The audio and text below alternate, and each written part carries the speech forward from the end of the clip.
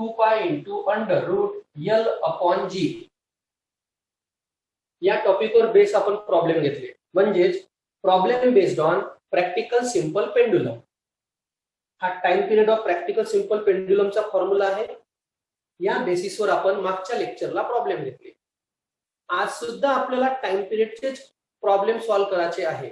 But period of SHM, मी तुम्हाला period of SHM च्या डेफिनेशन सुद्धा पाठवली होती. The time taken by the particle performing SHM to complete its one oscillation. एखाद्या पार्टिकलला एक ऑसिलेशन कंप्लीट करण्यासाठी जो टाइम लागतो त्या टाइमला म्हणतो आपण टाइम पिरियड. टाइम पिरियडचा फॉर्म्युला काय असतो? In terms of spring constant. Omega equal to, या चॅप्टरच्या स्टार्टिंगलाच मी तुम्हाला ओमेगाची व्हॅल्यू लक्षात ठेवायला लावली होती. के बाय एम. पहिलाच दिवस या चॅप्टरचा व्हिडिओ आहे, पाहून घ्या. पहिलाच दिवस आहे या चॅप्टरचा. Omega equal to under root K by M. इकडे साइट मध्ये आपल्या बुकच्या लिहायला लावली होती मी ही व्हॅल्यू लिहा म्हणून. ही व्हॅल्यू इथे पुट करू. So T equal to 2 pi under root K by m. So formula T equal to 2 pi into M upon के. इथं एम म्हणजे मास आणि के म्हणजे आपला फोर्स कॉन्स्टंट. के म्हणजे काय? Force constant. ओके, आधी तुम्ही हेडिंग द्या. Problem based on period of SHM. Problem based on period of SHM. आणि हे नोट करा fast. Write down your first problem.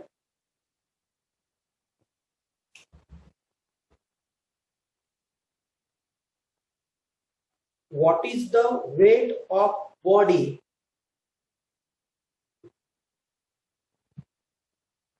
What is the weight of body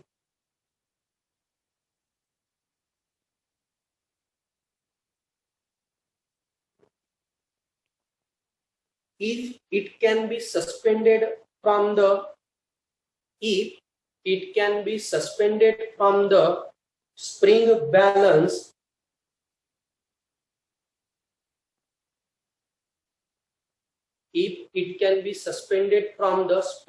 balance constant 2450 and oscillates with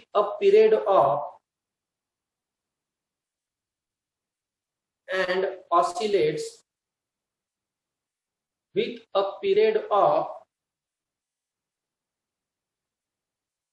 0.6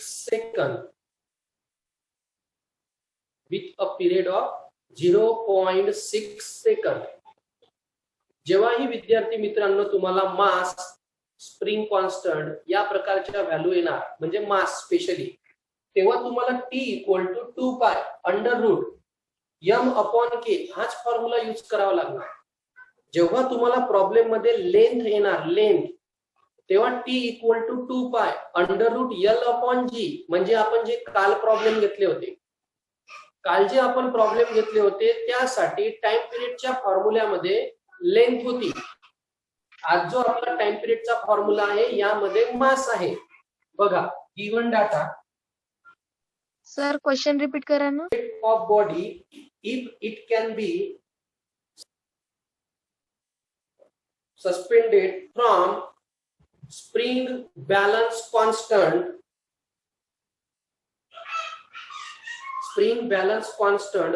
2450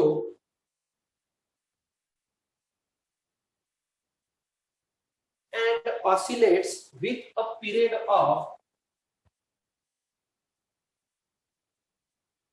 0.6 second.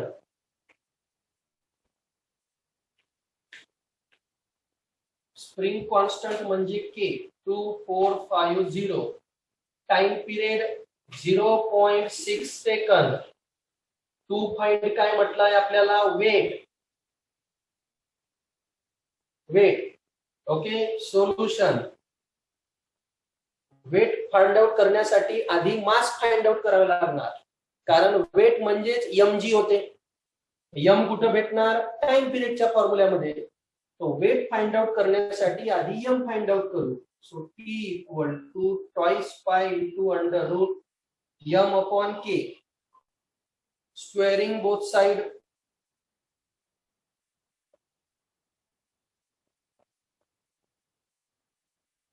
So t square equal to 4 pi square into m upon k. Value कोणाची find out करायची आहे? m ची. So therefore m equal to t square into k upon होणार 4 pi square. m as it is, t ची value 0.6 square, k 2450 upon 4 into pi 3.14 चा square.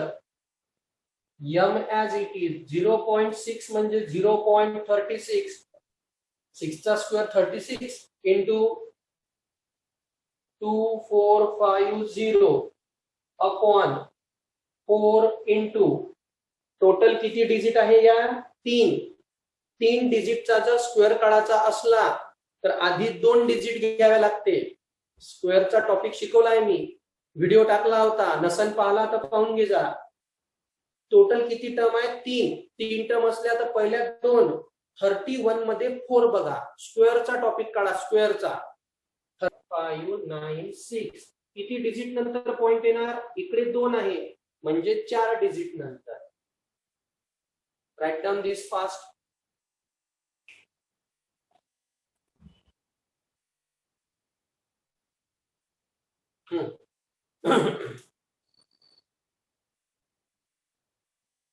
हा जर point cancel केला, 1 2 डिजिट कुठं लागणार? राईट, म्हणजे 36 येणार. बरोबर. आणि हा 0 पण कॅन्सल करू, म्हणजे 36 पॉइंट इकडे केला हे असं येणार ना. 36 इंटू 10 रेस टू पॉवर, कुठे चाललो आपण? राईट साइड चाललो ना. राईट म्हणजे काय असते? Minus. So 10 raise to power -2 येणार. अरे हो किंवा नाही? आणि इथं काय आहे? 0. तो 0 जर इथं ऍड केला, हे काय होऊन जाईल? -1. म्हणजेच काय येणार? 36 इंटू 245. इथला एक 0 मी इथं ऍड केला तर 10 raise to power -1. Okay, upon 4 into 9.8596. 4 1 जा 4, 4 9 जा 36.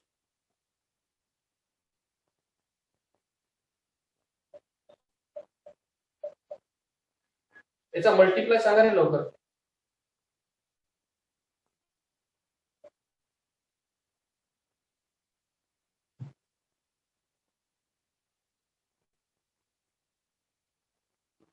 कैरी 4 9 4 जा 36, 36 में 4 40, कैरी 4 9 2 जा 18, 18 4 22 into 10 raised to power -1 upon 9.8596. आता येते तुम्ही, आता ते लहान नाही राहिले. आता याला लॉग अँटी लॉग न काय करा? सॉल्व. लॉग अँटी लॉग न सॉल्व केल्यावर तुम्हाला कोणाची व्हॅल्यू भेटणार? m ची व्हॅल्यू भेटणार. ही m ची व्हॅल्यू भेटल्यानंतर hence w equal to mg, weight equal to mg ना. mg व्हॅल्यू काढा आणि g ची व्हॅल्यू 9.8, तेव्हा तुम्हाला वेट भेटणार. हे घरी करता. Spring oscillate with a period of 2 seconds. A mass m attached to a spring oscillate with a period of 2 seconds, full stop, if the mass is increased by 2 kg. If the mass is increased by 2 kg, comma, the period increased by 1 second. Sir एकदा repeat करा. If the mass is increased by 2 kg, sir starting m, mass m attached to spring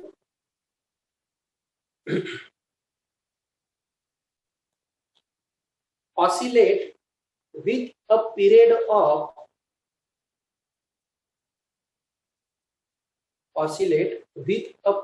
of 2 seconds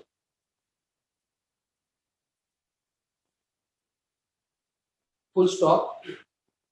If the mass is increased by 2 kg,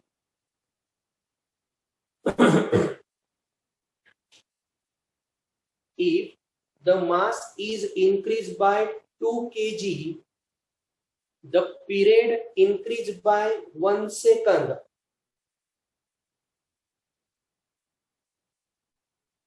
Find the initial mass.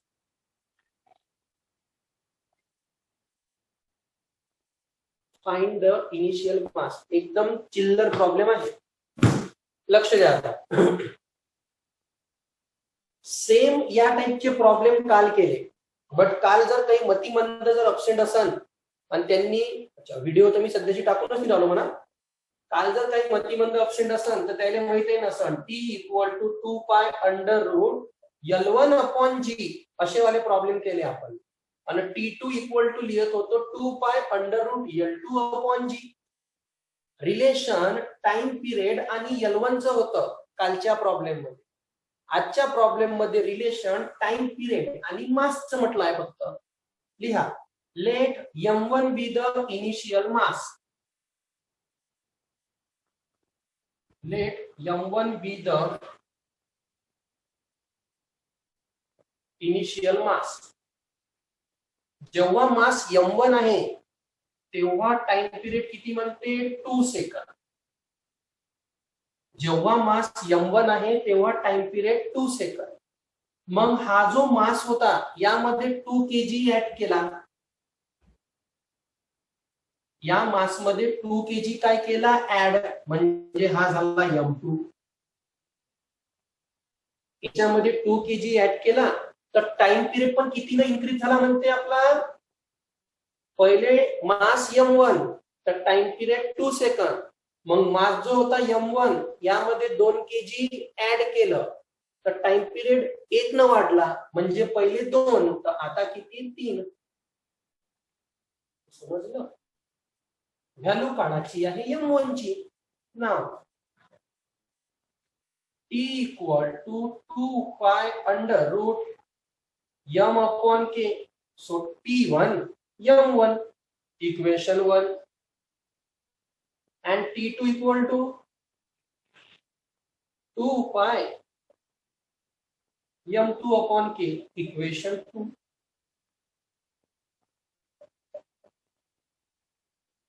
Divide equation 1 by equation 2. So T1 upon T2 2 pi into under root m1 upon k 2 pi into under root m2 upon k. twice pi get cancel. T1 ची value 2, T2 ची value 3 under root m1 upon k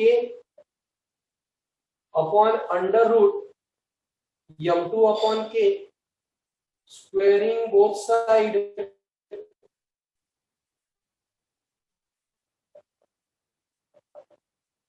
2 चा square 4, 3 चा square 9 equal to m1 upon k m2 upon k, k get cancel. लिहा इथपर्यंत fast. यामध्ये value put up करू आपण. 4/9 m1 m2 ची व्हॅल्यू काय होती m1 प्लस 2 तर लहान लेकरात येते आता cross multiply 4 into m1 4m1 4 into 2 8 9 into m1 9m1 4m1 तिकडे जाऊन मायनस होणार so 8 equal to 5m1 so m1 equal to 8 by 5 5 1 जा 5 किती राहिले 3 1 पॉइंट 5 6 जा 30 म्हणजे 1.6 kg